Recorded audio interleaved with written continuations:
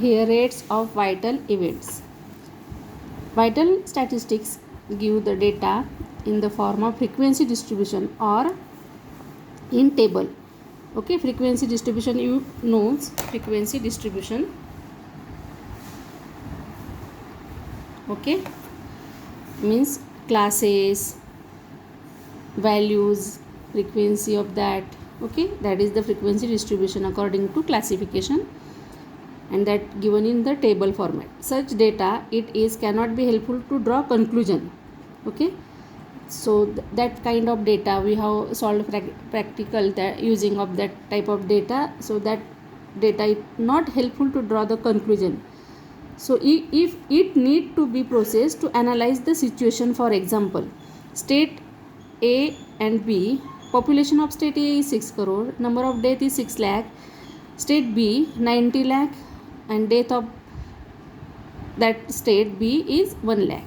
So in order to compare the mortality situation of the above two state, at least we need to determine percentage of death, proportion of death in the population of the country.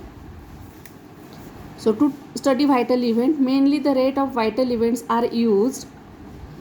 We give below general definition of rate of vital event. Rate of vital event we can find using this formula: number of cases of vital event divided by total number of persons exposed to risk of the occurrence of the event into K. K is the constant, where K is the constant. If K is equal to 1, the rate is person for K is 100. The rate in percent for K is equals to 1000. The rate is per 1000. The ratio in the relation has usually small numerator as compared to denominator. Therefore, ratio will be smaller in magnitude. Hence, for convenience is multiplied by 1000. Okay. Means आता आपण जे बघतोय death rate वगैरे जे आहे percentage किंवा ratio जे बघतोय, आता आपल्या ह्या पॅन्डेमिकमध्ये आपल्याला रोज काही ना काही ऐकायला मिळतंच. रोजच आपल्याला माहिती आहे की कसे फाईन करत असतील ते रेशोज. तर हे व्हायटल स्टॅटिस्टिक्स तिथे यूज करतात. Okay. Then demographic ratio, sex ratio, it is defined means meaning of this is म्हणजे गर्ल्स आणि बॉईजचं प्रमाण अशा टाईपनी आहे याचा अर्थ. It is defined as a number of male per 1000 female in the given region during given period. That is sex ratio, number of males divided by number of females into 1000. Okay, असं काढतात. Okay, जर किती आहेत number of mails किती आहे divided by त्याला number of females करायचं into 1000 करायचं, तर तो आपल्याला रेशो मिळणार की मुलींचं प्रमाण मुलांच्या तुलनेत इतकं आहे, असा तो रेशो फाइंड होतो. ओके, आणि त्याला काय म्हणतात, we shall refer this term again while explaining gross reproduction rate. Gross reproduction rate means GRR. Okay,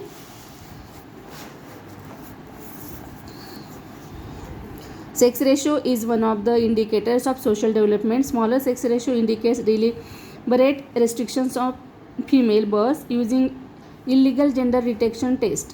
Dependency ratio, generally children below 15 years and persons above 60 years of age depends on remaining population. It is person in the age group 15 to 59 years in many aspects like income, physical activity, mental support, etc. Hence population in the age group 15 to 59 years is referred to as working age group population, while the number of person below 15 years and 60 or above is called non-working age group.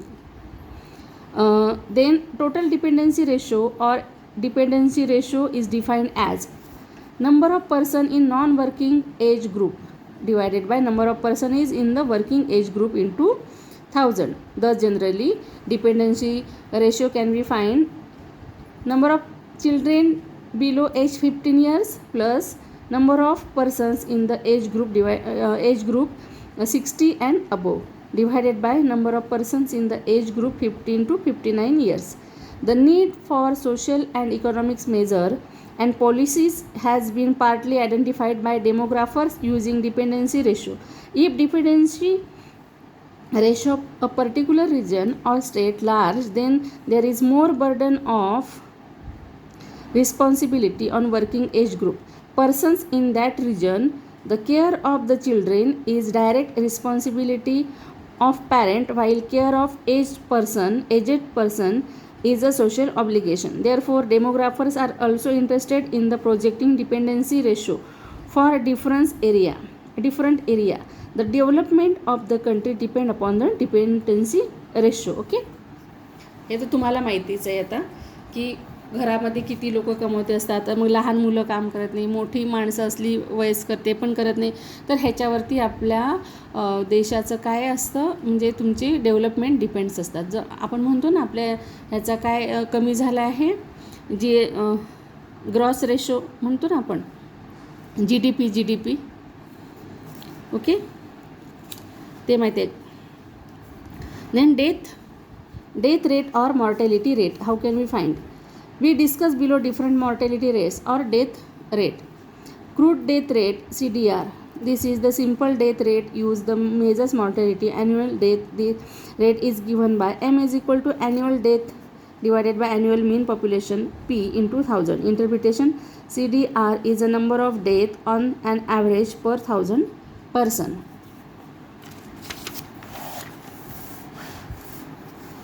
Note and merit.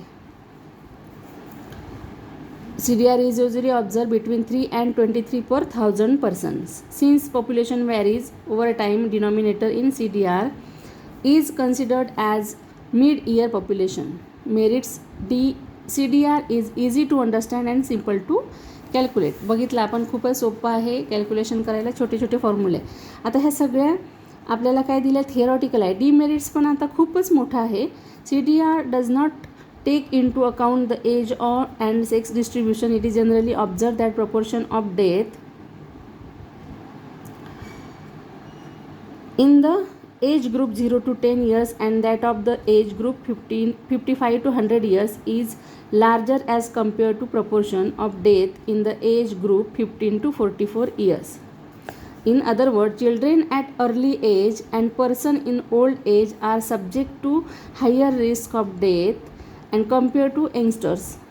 Okay. Mortality आता आपण बघितलं ह्या पॅन्डेमिकमध्ये बघितलं आहे आपण की group of 15 to 44 year, in other words children are early age persons. आता बघितलं आपल्याला 44 एजमध्ये आपल्याला हे दिलंच नव्हतं पहिले, 45 अबोवला आपल्याला वॅक्सिन होती. आता तुम्हाला माहिती येते कारण त्यांची इम्युनिटी जी आहे ती कमी झालेली असते आणि 44पर्यंत थोडी इम्युनिटी असते, आपण ते बघितलंच आहे. Okay. Mortality rate is slightly higher for males than the females. Okay. CDR ignores age and sex distribution and therefore CDR can be used only for comparison of mortality of two places if age and sex distribution are more or less same. Similarly, we can compare mortality for two different years for the same place if the years are not too apart, because age and sex distribution gradually changes. If CDR for two places are same, we cannot say that the places are similar in the respect. Moreover, CDR differs for different locality occupation. So due to the above mentioned drawback, it is essential to use better rate than CDR. Therefore, suitable specific death rate are used according to the purpose for which they are used. आणि 2 bar diagram are given here. CDR of, आता इथे दिले countries, India, Pakistan, China, Sri Lanka, Japan, आणि इथे काय CDR rate दिलेला आहे. तर आता इंडियाचा किती दिलेला आहे, पाकिस्तानचा, हे आपल्याला काय, ह्याला काय म्हणतात, हा डायग्राम कुठला आहे, बार डायग्राम आहे. बार डायग्रामने आपण शो केलेला आहे. ओके. ते नेक्स्ट डायग्राम आहे CDR इन इंडिया, इयरचं दिलेलं आहे. हे फक्त एकाच वर्षाचं दिलं होतं 2011 आणि फक्त कंट्री डिफरंट होते. आता हे फक्त एकाच आपल्या इंडियाचंच आहे, पण हे खूप सारे इयर्स याच्यामध्ये कन्सिस्ट आहे. 1955 to 2020. ओके. इयर वाईज आहे. तर आपण हे पण ह्याला काय करतो, बार डायग्रामच आहे ही CDR. Okay. Year wise. Okay. तर स्पेसिफिक डेथ रेट कशा दाखवतात, स्पेसिफिक डेथ रेट कशासाठी फाईंड करतात, हे दिलेलं आहे सगळे ते. SDR total number of death in the specified section of the population in the given period divided by total population of the specified section in the given period into 1000. आता तुम्हाला हे जे चाललं आहे पॅन्डेमिक, ह्याच्यासाठी हे डेमोग्राफी असं जर बघितलं तर खूपच युजफुल आहे. तुम्ही जर ॲनालिसिस करायचं ठरवलं, डेटा कलेक्ट करायचं ठरवलं, तर हे तुम्ही इझिली हा फॉर्म्युल्याने तुम्ही सगळं करू शकता. ओके.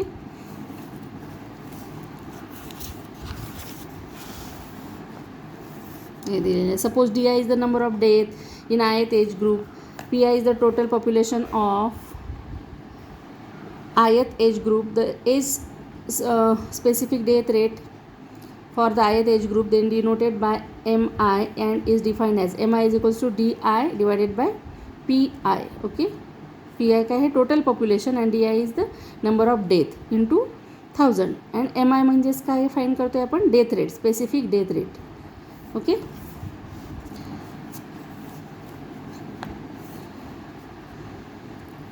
नोट दिलेले आहे भरपूर, हे आहे नोट दिलेले आहे. तर हे आपल्याला ह्याच्यामध्ये फॉर्म्युल्यामध्ये पण येऊ शकतात, आपल्या MCQजमध्ये विचारू शकतात. ओके.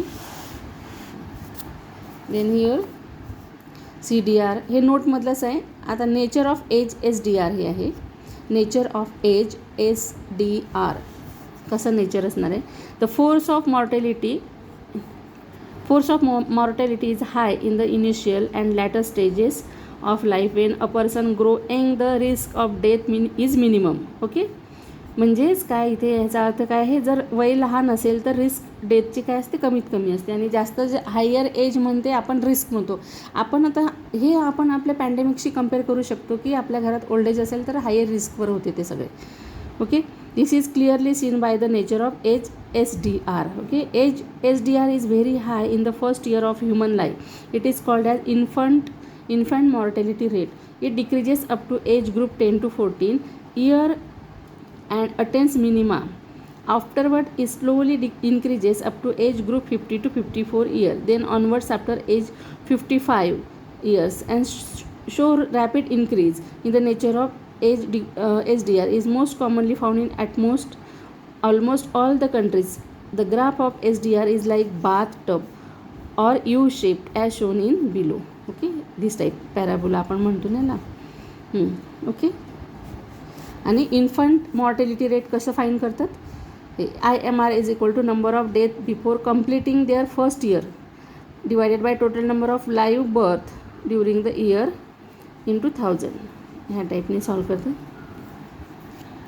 आपण. इतकं घेऊया आज. नेक्स्ट असेल ते. आणि हा ग्राफ आहे इथे दाखवलेलं आहे 2007 to 18पर्यंत IMR जे आत्ता आपण बघितलं त्याचाच ग्राफ आहे. IMR पर 1000. ओके. नोट आहे. आणि हे स्टँडर्डाइज डेथ रेट खूप इझी आहे, तुम्ही रेट केलं तरी तुम्हाला चांगलं कळेल.